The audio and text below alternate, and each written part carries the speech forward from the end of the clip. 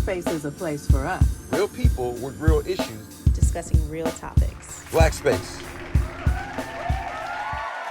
Yes, thank you. Welcome everyone to the very first episode of Black Space Live. I'm your host, Ivo. We're really excited to be here. We're glad that Nathaniel came up with this idea and that we have the opportunity to connect in this way. We want Black Space to be an interactive and a comprehensive experience with more than just memes and arguments, but some real depth and some content that you'll enjoy. So tonight we have a panel of 4 amazing people, starting with myself, your host. I am Ivo Jackson, a web and multimedia developer in Grand Rapids, Michigan. And I'm also an admin in Black Space. Jason, would you please introduce yourself to the group? Let us know a little bit about yourself. Hey, I'm Jason Warner. I'm in Atlanta, Georgia, married with 4 kids. I am marketing and PR by trade. I run an organization called the Only Vision Foundation. What we're like is the United Way for Black people. We raise money and give it out in bulk. Just recently, we gave $5,000 grant to a young woman at Clark Atlanta University to help launch her business. And we're excited to keep doing more. That's amazing. Thank you, Jason. Peru, are you ready to introduce yourself? I see your mic is muted. Okay. Yeah, I did because I have my little tyrant in the background. My name is Peru Benders. I'm also in the Metro Atlanta area, background in DoD contracting. However, I'm currently the owner of a dessert company and a small social media content management company. I don't have anything as insightful as Jason has to say. I haven't contributed. I mean, I help with youth in disadvantaged schools. I do financial education. I do career days, and I teach young kids how to bake and start dessert businesses. Wow. Okay. Thank you. Rock, let us know who you are, what you do. Sure. I'm Rakim Kaysen.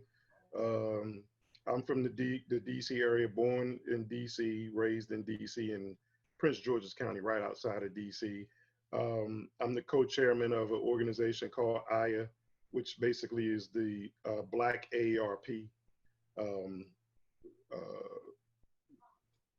That's really it. I mean, I've been in sales, business to business sales for 25 years. So that's my forte, is generating business.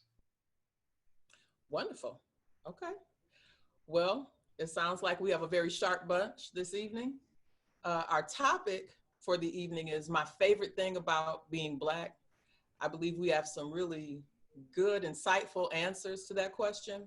But before we get into that, I want to ask you if you're keeping up with current events, how you felt about hearing about Stacey Dash's arrest. Did you hear anything about that today?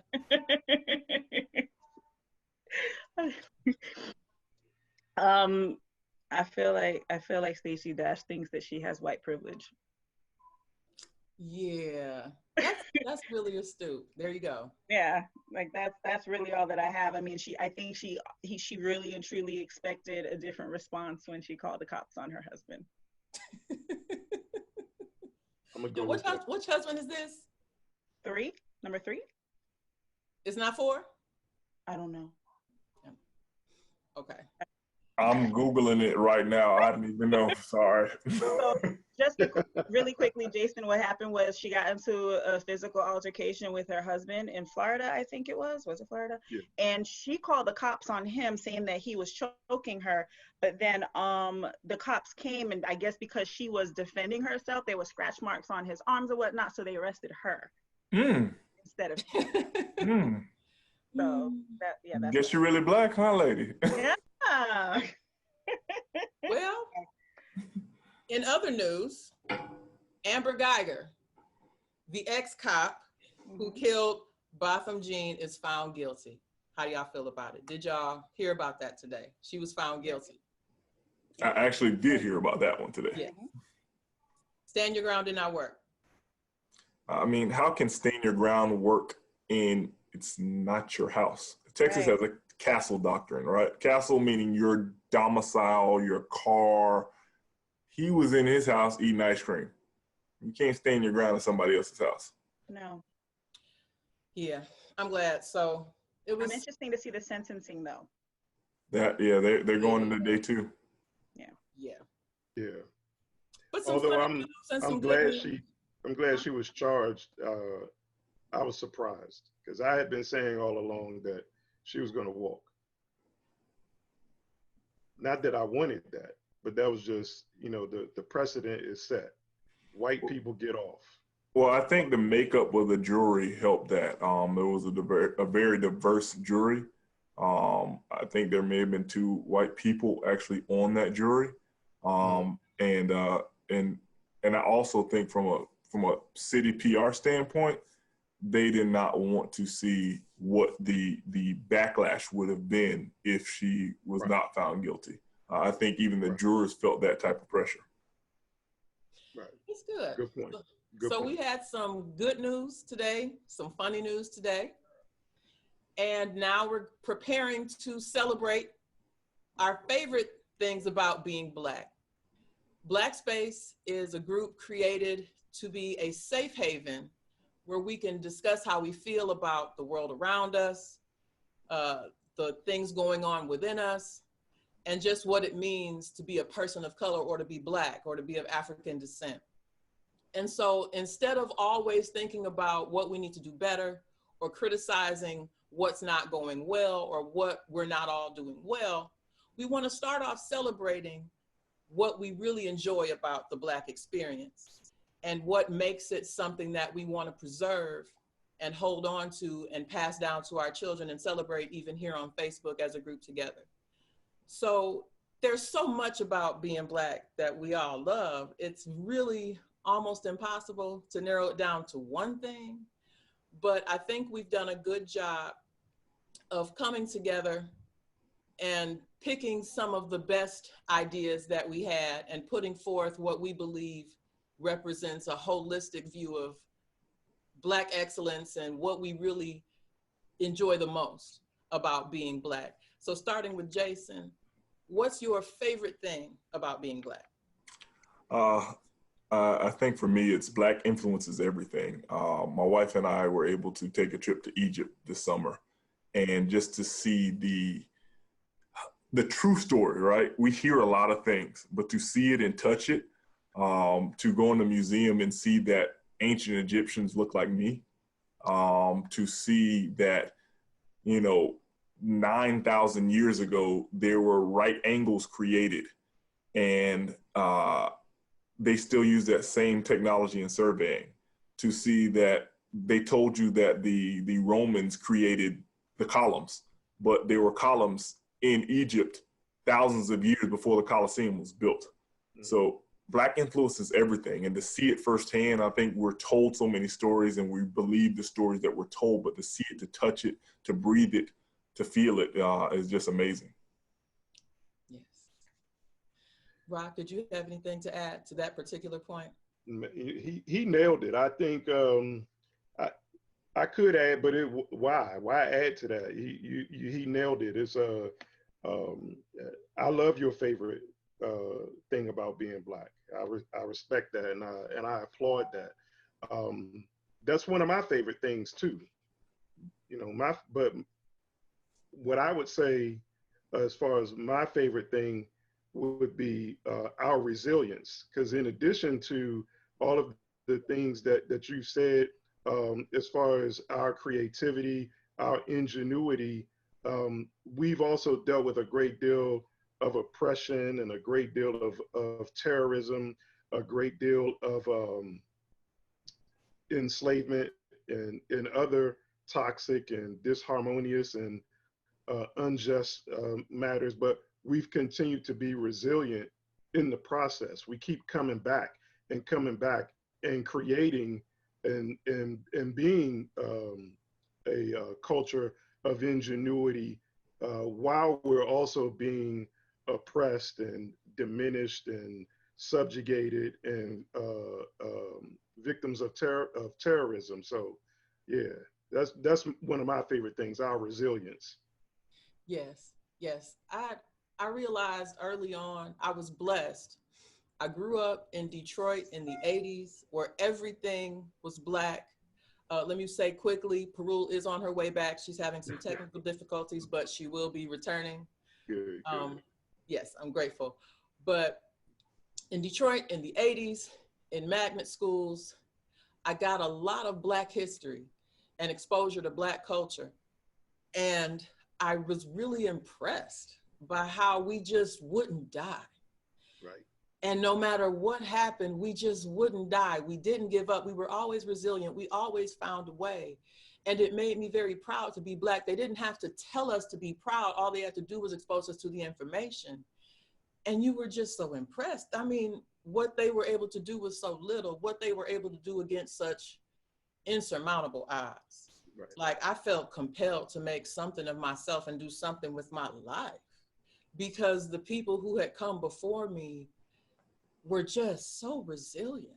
They refused to be forgotten or denied in the most grotesque situations. And so it just makes me enjoy and appreciate the Black experience that much more, because the resilience of Black people is just the foundation for everything that we do. Okay, Perul is back. Yes. Oh, yeah. Somebody had to come back and make sure that we need some on track. balance. Right. Some balance. Some balance. laugh as much as we're supposed to. We don't want to get too serious and sound like, this is Black Space Live for Encyclopedia Britannica. So, hey, Perul. Welcome back. Thank you so much. I'm so happy to be here. Okay, what's your favorite thing about being Black girl? I love the level of communication that we have without communicating. I love being able to telepathically connect with everyone else in the room of color. Like, I think we were discussing the example that, you know, we can go someplace and, like, let's say we all love food, and I know I'm greedy. And if I have some food and it's good and I feel it in my soul and I start dancing and singing, and the person at the next table, they probably have the same plate or they just like my jam, they start dancing and singing along with me. Like, there's just that connection that we have, that happiness together, that soulfulness that we have with one another. I don't see that with anybody else. I don't. Like, I can say that with different races, there are a lot of things that they have that connect them, but they don't have that spiritual soul connection like we do. No matter where you're from, if you have some pigment in your skin, you one of us, we are connected. We're connected, and we know it's safe and it's okay. I have almost been put out of so many IHOPs, Denny's, other places of recreation and revelry, just for singing too loud with strangers, because somebody felt like the theme song to the Jeffersons was just appropriate out of nowhere. When is it not appropriate? Somebody just got out of choir Exactly. rehearsal. Sometimes people would get out of choir rehearsal and they would be singing something, and then we'd hear it at the next table over, so we join in because everybody know their part. You know, the entire restaurant is singing total praise, and white people just sitting there like, oh, they don't know what to do. They don't know what to do, because they're like, we knew that they all knew each other. And we don't. Related, because how can you do this at the drop of a dot? We just Black. We're connected. We are just What connected. we do. It's just what we do. Yeah. And then the body language. Yes. The conversations that Black women have without saying one word. I could just be like, exactly what I'm saying. Complete and total strangers. I have put other women on game. I have been put up on game. We have said thank you, entire conversations. I think that's just a Black woman conversation, because we never know what y'all mean by it. I'll do it sometimes too. Y'all make the face, and we'll think it's, oh, she mad. Oh, she hungry. That's just girl. She good. We don't know. When Black women do it, we reach out to help, because there's a certain care that we put into our looks. I mean, sometimes we share looks with white women where white women be trying to mind their business.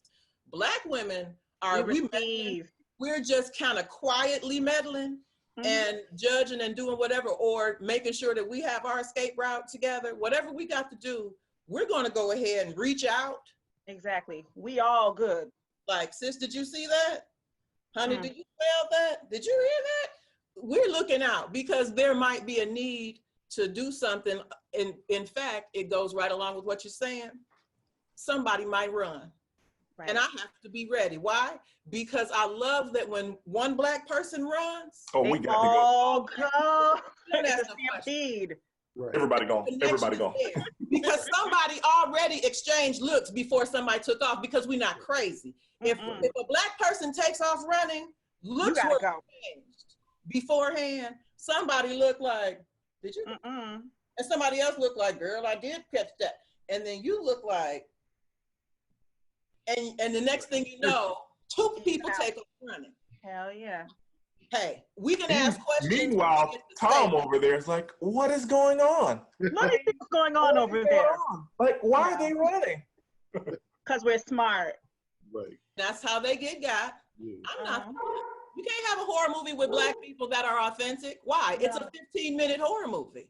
We all left. It's like mental telepathy. It's like the monster went and killed somebody in the deep suburbs because all the Black people went home. They said, did y'all hear that? So a couple people looked, they heard the growl again. We packed it up, just like the purple. Time to go. True. And left. That's absolutely right. That's true. Because we're connected. Yeah, y'all like antennas. Exactly. Exactly. Which brings us to my favorite thing about being Black. It's really two things. I couldn't boil it down to exactly one, but they're so intertwined that I think you'll allow it. The first thing is our propensity for spirituality. Yes. No matter what it is we believe, Black people just believe in the supernatural, or we're at least reconciled with it. We don't have a problem with it. We believe, and we can reconcile spirit and science without a problem, whatever our spiritual discipline may be. Right. And I love that about us. We just tend to go straight to a spiritual answer, or we understand that supernatural answers are feasible answers. Where other people are, well, white people particularly are somewhere trying to figure out whether we came from amoeba or monkeys. I'm like, have you considered intelligent design? Does this not, I mean, you don't feel that? Like, Black people be feeling it. We know there's a God somewhere. Right. Even if we're not devout anything, if we get too close to trouble, we just start praying. All Black people just pray. Didn't believe in nothing. Ran all the streets, they whole life. Let them get to about 75. Black people just about everything. Don't even really know. I was just talking to God. Baby, I was just talking to the Lord. And Which the Lord you told talking me, to though? I don't know. I was just talking to the Lord. Okay. And some folk talking to the Lord, you looking like, I didn't know you knew his number. Really? But they hit that mark, and Black people just, you feel something like, maybe I should take care of some spiritual business. We just know. It's kind of like that subconscious. It's that subconscious. It's because it's there. We have that spiritual connection to the universe, to the world around us, to one another.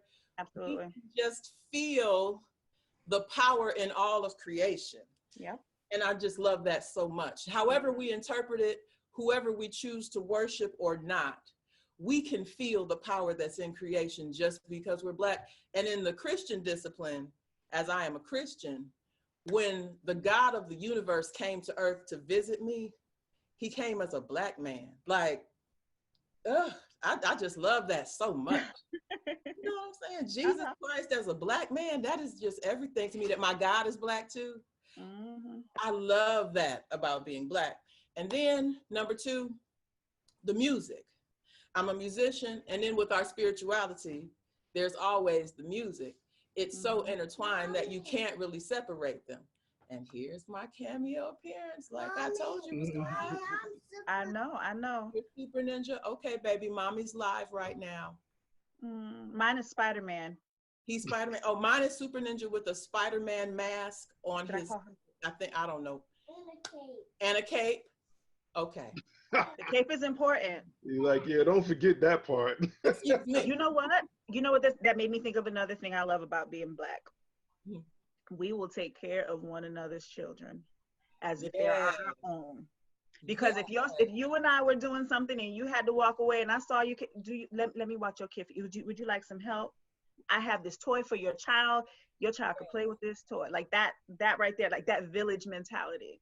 Yes, I love it. And I hate when white people misinterpret it as something that is subservient or meant for domestication. Like, honey, I am just the mother of the whole world. So I'm looking out for my children. I'm looking out for your little pale children. I'm looking out for everybody's children because I am the mother of the entire world. That does not mean I want to be your maid. That's how Miss Sophia got in trouble, which brings me to my next favorite thing about being Black. We quote the color purple in everyday conversation. Anywhere you go, I haven't gotten to that. You can quote the color purple, and somebody Black is going to know exactly what you're talking about. You could the color purple coming to America in Friday. Mm-hmm. What'd you say, Jason? Color purple coming to America in Friday. Yep. Yes. All three of those. Yes.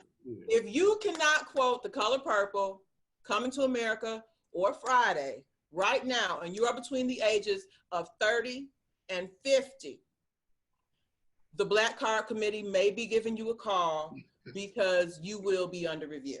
Like, what we do. This is what we do. If it's cloudy outside and I say, it's gonna rain on your head, I know random Black strangers are going to crack up laughing. This is how I brighten people's day. This is just what I do. I'll be in the restaurant feeling good, right? Because that's what we do. We just had breakfast somewhere at 8 o'clock at night. So I'm feeling good. And I'll be and everybody already know it's time to go in. Because while we singing Miss Seeley's Blues, you've been on my mind. I mean, the whole restaurant just come to because Black people, this is just what we do. You nailed that. All my life I had to fight. Yes. And you got to do that one. You have to do one of Miss Sophia's monologues, or your Black Card is under review. Because if we laugh, and you got to be like, you don't know it. You don't know it. You just got to go right into it. Just go right into it. Let me Google it real quick. Oh, wait a minute. Or when somebody tripped, you just be like, I said, hell no. Everybody knows what that is. When you quote Miss Sophia, Black people know what that is, and it makes us feel safe. I know. What about what you done to me already done to you? Just saying. Yeah, I'm laughing at both of y'all now. I think the red is supposed to be here for some reason. Keep coming back. Let it stay. Let it stay. No, because it's Black space, not red space. What happened when I come back? I'll tell you what happened. Because first of all, it would not be. It was the ninja, wasn't it? Unless something went wrong. It was a 5-year-old ninja. Yes. Something has to go wrong in order for it to be a good live show. That's why I got kicked off somehow. Exactly. Right. And then you said the red just continues to come through. It's because, you see, this is a green screen, but I'm a Delta. The red has to keep coming through. Are you a soror? You pledge me, find me. Oh, okay. So, it's okay. It's okay. Go ahead, Peru. Put it on. I'm celebrating my 20-year Deltaversary this year too. I've been a Delta for 20 years. Congratulations. Congratulations. Much. So the red just had to come through, because the red had to come through because that's what we do. The reds come through. Just come through. Thank you very much. Another one of my favorite things about being Black Greek letter organizations. Yes. Shouts out to everybody in Black space who is Greek. I love you. And certainly shout out to all the reds. You are the best. And anyway, what else? What else about being Black do we absolutely have to mention before we go?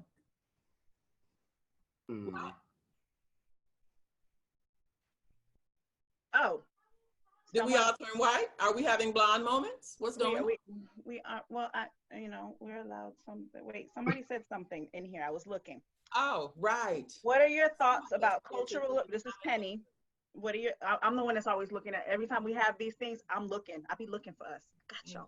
What are your thoughts about cultural appropriation or the idea of others stealing our culture? Nice. Good question. It's complicated because everybody steals our culture because all of the cultures started as our culture. Yep. So it's all cultural appropriation to some degree or another if we're going to use a very flat definition of that term. I do think a certain amount of cultural appropriation is inevitable just in the human experience, but white people do be stealing stuff. Jason Timberlake does need to fall Justin, don't give him my name. His name is Justin. Don't give him Jason. Don't give him Jason. His name is Justin. Did I say Jason? I meant Justin. She was just saying it because you're on the panel and you're right. Brad, whatever. No, I think it kind of goes back to my first point about Black influence is everything, right? And we'll be told that somebody else created this, right? You think about Ford and the Model T, and all he did was talked about mass production. A Black person invented the first car, right? Everything we do, first civilization was in Africa. So, there is going to be appropriation that has happened, and we're just going to have to, I guess we just have to take it as a form of flattery and continue to grow and to continue to innovate and show the world that we're great. I think we owe it to our children, though, to explain to them when some of their influencers who are not Black appropriate Black culture, and then the children receive it from them, to let them know where they got it from. Like, honey, that's not Kim Kardashian's thing. She kind of stole that from us. Please be aware that these women and these artists are trying to look like you. You are not trying to look like them. I think it's important to, teach that as a matter of fact, because the cultural blending that people are trying to achieve with the appropriation, like, I'm not the one, you're not gonna whitewash my history and my culture and then sell it back to my kids as something that is not what it is. When Black people create it, they know it. They don't just listen to rap. You got to listen to mommy's rap too, because we going through the history of rap. We starting with H. Rap Brown, the Sugar Hill Gang, Public Enemy. We going all the way down the timeline, because what you're not gonna do is talk about how awesome Post Malone is and you don't know anything about X-Clan. The devil is a lie. So that's Amen, somebody. That's just me. But the thing is, we keep buying it, even though our culture gets appropriated. We keep buying it from the Xerox copies. Well, I don't. Well, I think that goes into a whole nother probably show about really investing in Black. But it goes back to understanding who Black is, right? And we've talked about some amazing things that we do that is great about being Black. But we kind of, Blacks in America, and studying is one thing, but actually seeing and touching and do it. We have to do our own research. We have to really, visit the places. We have to visit different communities, just even in America, and talk to people that look like us. I think what we've gotten away from now is knocking on the next door neighbor's door and meeting your neighbors. If we're going to talk about community and the wealth of it, let's get back to it. Let's meet the folks that are there. And don't be in a situation that we're just see people on social media and we walk down the street, you act like you don't know. Right. Mm-hmm. I dare y'all to walk down the street and act like you don't know me. I'm going to embarrass everybody. You're going to be yelling, hey, girl! How you doing? With that face too at the end too, like you pretending like you didn't know me. Now you know me. And Pretending like everybody you else know that you know me. Don't And pretend you're like gonna give me this, and you're gonna give me the sister look like, girl, you tried it. See, that's the same look. Either way, it got 12,000 different meanings. Just like and that's how you know how much 12,000 moral different support you have before you pop off. Because sometimes you have to read the room before you pop off to make sure you got that support. And you get the ladies going, because everybody like, yeah, if she tries something, or if you do something. We here too. Let's do this. Hey. Let's do this. Hey, Hey, if we gonna do it, we gonna do it, okay? hey.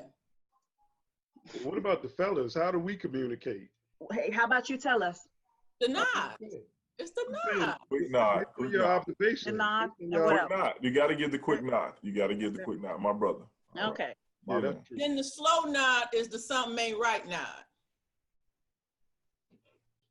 That's true. It's the nod and then the look off, like, bruh. Yeah, exactly. You better get Exactly. your boy. You better get your boy. Get Mhm. your boy. Cause it ain't about to be. It's about to be ugly. Right. Black nonverbal communication is just, it's a beautiful Yeah, thing. that's It it. turns That's into it. the GIFs Yeah. of the internet, and that's right. I said GIFs. The creator of the GIF says GIFs. I'm a web developer. It's GIFs. Anybody who has a problem with it, you can DM me. It's GIFs. You feel a little passionate about that, I can tell. A little bit, because people want to fight me, and I get why. And it's all, well, let me be phonetic. And the creator of the GIF. Oh, another thing I love about being Black, being able to clap when I The talk. clap. Check me. The creator of the GIF said it's a Peanut GIF. butter. Thank you. Just like Jeff and Gina, GIF. Instead of GIF, that's what Correct. we're discussing. Okay. Instead of gift. Okay. Just because there's some people watching, I know it's gonna make them mad. That was for you, GIF. You say meme or meme? Hmm? You say meme or meme? I say meme. Okay. All right, we good. Now, come on, don't do me No, like some that. people, there was somebody I was looking and they were typing it. Some people, they typed it with the 2 capital M's. I'm like, it's meme. Like, what are you doing? Me, Yeah. really? Yeah. Like, I why'd you feel do that? And the shoulder talk is so Black.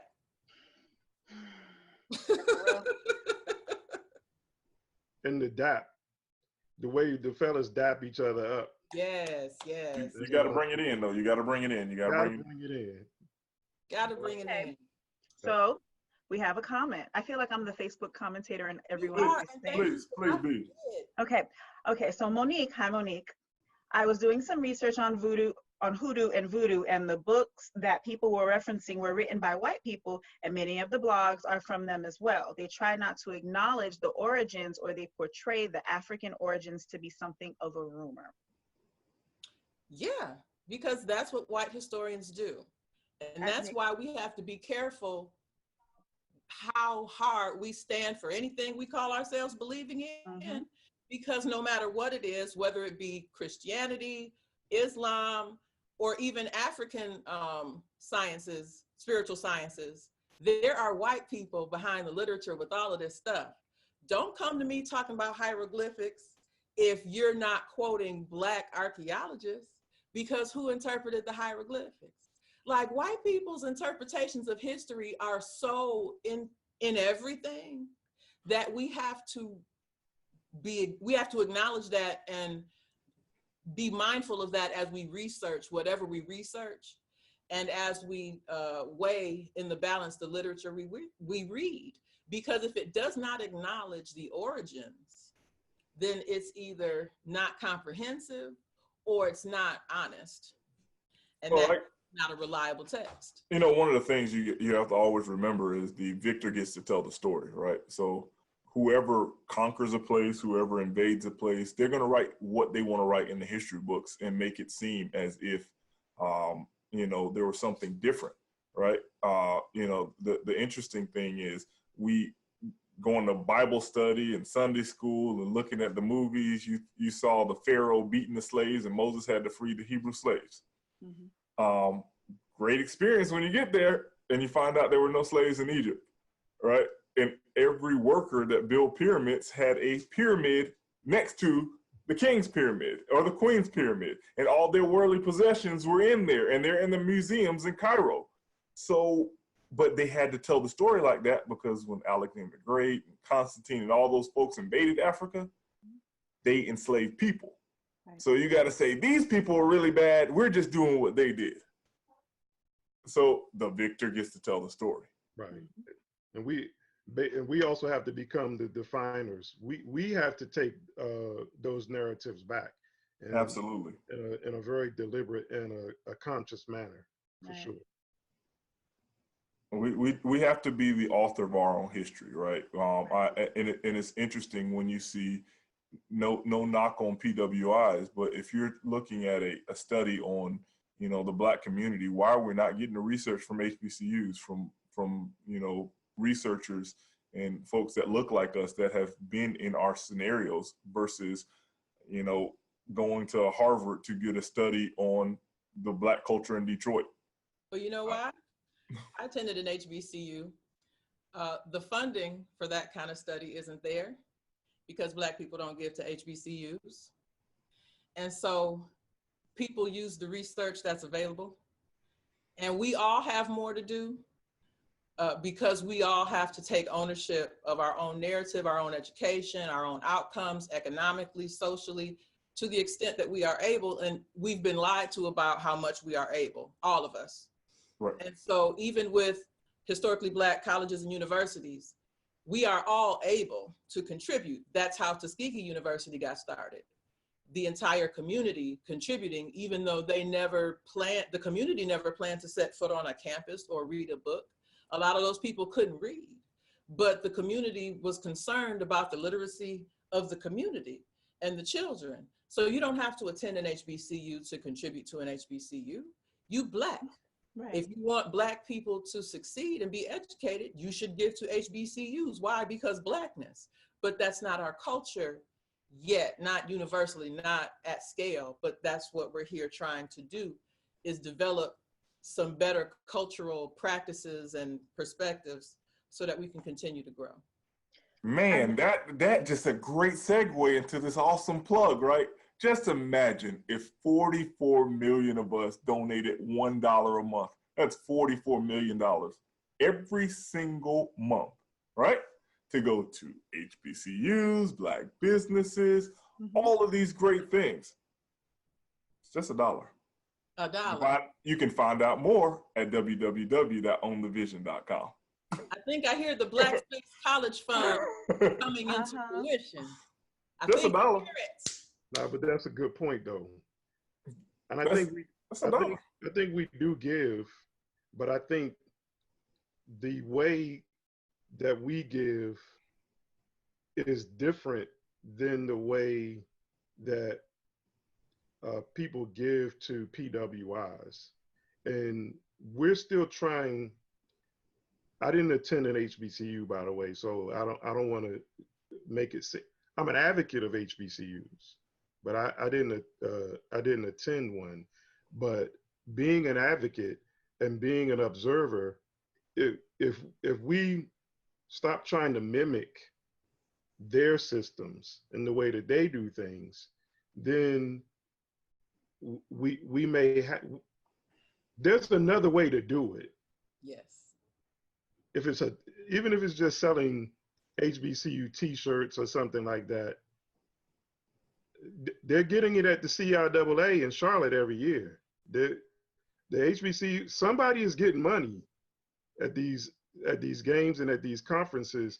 But if we continue to wait for the alumnus to give to HBCUs the way that alumnus give to PWIs, then we're probably setting ourselves up for disappointment year after year. Well, and it goes back to, you don't have to worry about the alumni or the alumnus giving back, right? Again, there's 44 million of us in the United States alone. 44 million giving $1. $1 a month. That's $44 million a month. You don't have to worry about everybody giving 1,000 here, 100 here, this great donation, $12 a year, right? So we just have to bite that elephant in small pieces, and then we can make change.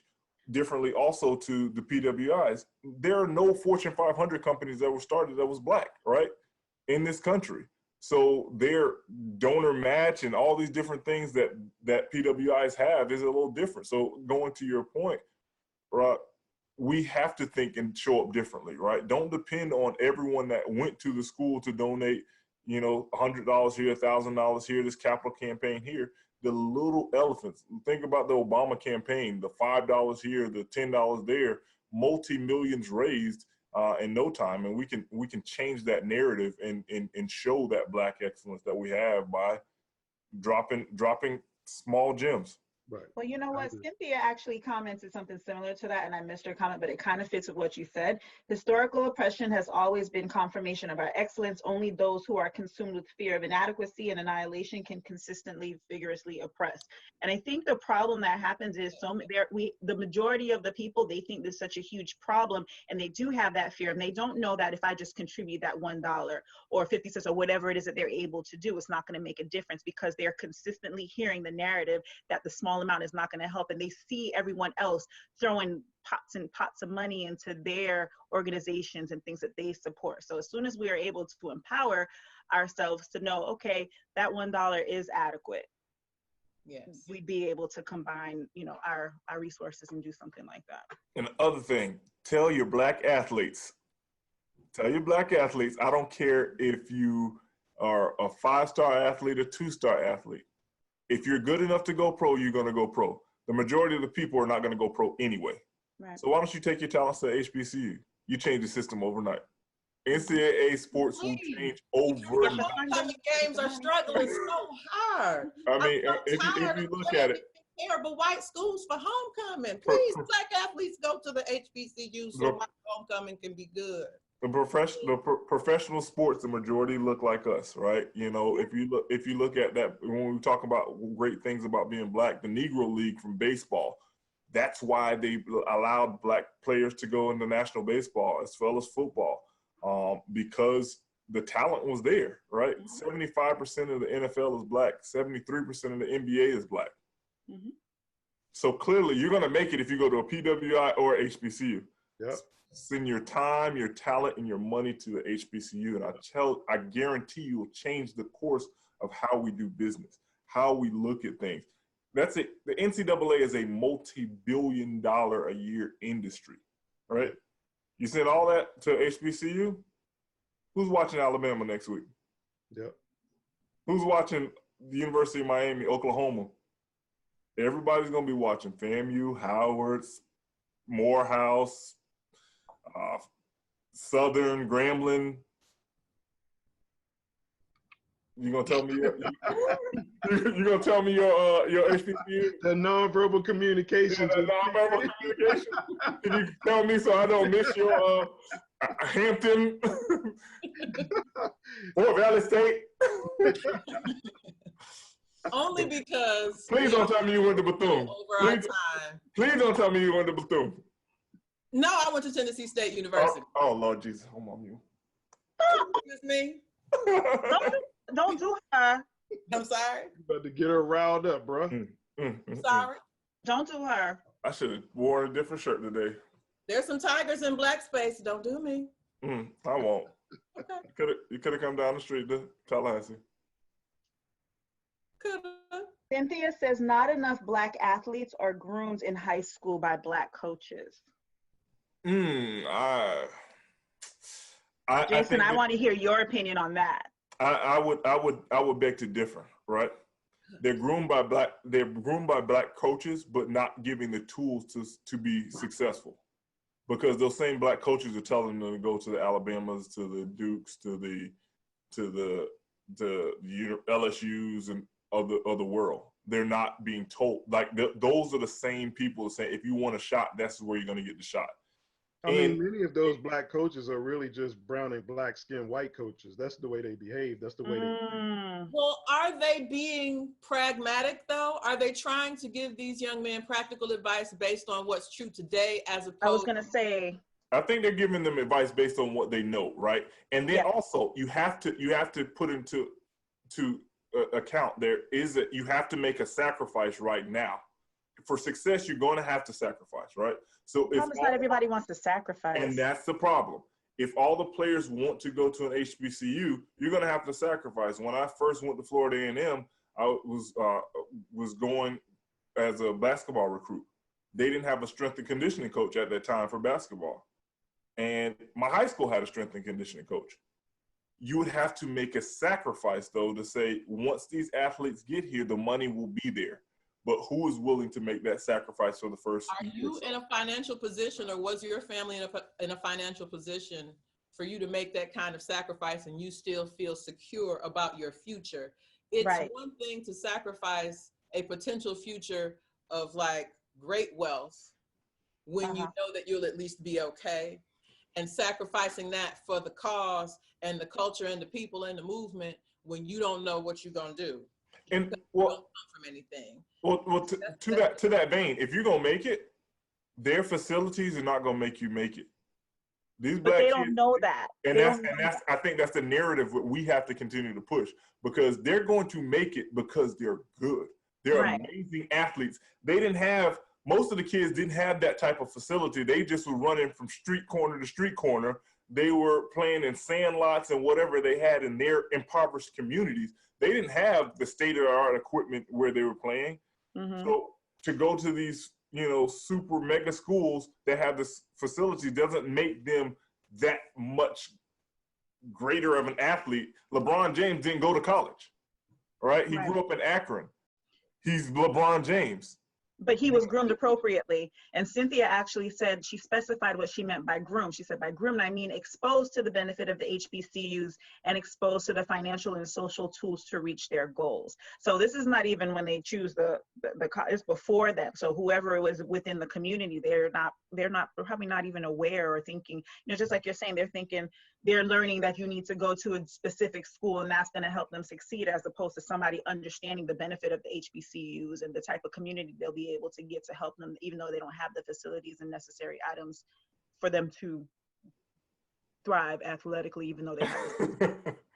No, I definitely On think. a future episode of Black Space Live, I love it. talk about Black athletes Yeah. and the future of Black HBCUs. Yeah, we got to do that. We do. Yep. We're a little bit over our time though, so we want to thank everybody for participating tonight. Wasn't the panel good? I had a good time. I hope everybody else had a good time. Thank you for everyone in Black Space who joined and made this first episode a success.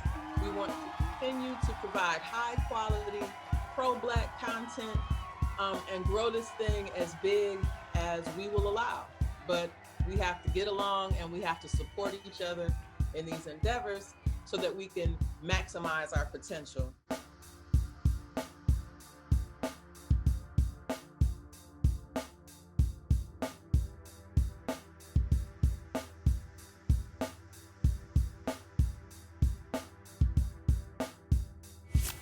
Black Space, a safe space for our community.